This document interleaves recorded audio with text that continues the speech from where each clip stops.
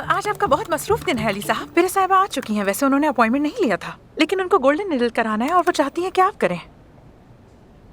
महानूर, मैं बगैर अपॉइंटमेंट के मरीज नहीं देखता और ना ही गोल्डन निडल जैसे छोटे कामों पर अपना वक्त जाया करता हूँ। मैं यहाँ अपनी महारत नहीं बल्कि अपना वक्त बेचने आया हूँ। So please. ठीक है डॉक्टर साहब, लेकिन वो टेक्नोपोर्ट कंपनी की मालिक हैं, शायद आप उनका इलाज करने में दिलचस्पी प्लीज है। महानूर, अब वो इतनी दूर से आई हैं तो अब उन्हें इस तरह वापस भेजना बिल्कुल भी ठीक नहीं होगा। मुझे बस 2 मिनट चाहिए। केक खाना चाहते हैं? लाऊं के लिए?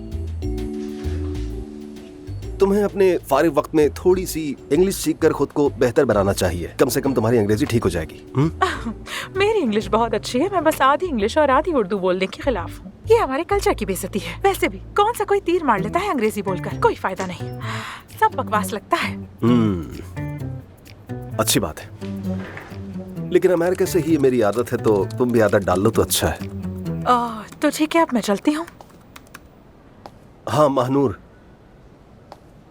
मुझे तुमसे कुछ कहना है। मुझे अफसून से कुछ बात करनी है। तो आप जाकर खुद ही बात कर लीजिए, उनका कमरा ऊपर है। कल रात से मैं उससे बात नहीं कर पा रहा हूँ। मैंने बहुत कोशिश की लेकिन बात नहीं हो सकी। मैं सोच रहा था कि अगर तुम मेरा पैगाम उस तक पहुँचा सको तो।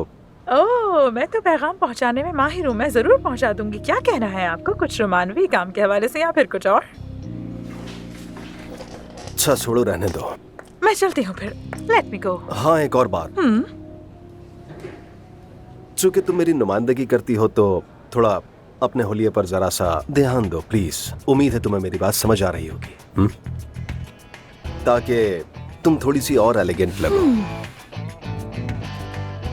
कोई मसला नहीं। Piece of cake. जबरदस्त। तो मैं जरा जाकर मिस परिहान को देखता हूँ, बाकी के काम तुम देख लो। मुझे देर हो रही है, मैं जा रहा हूँ।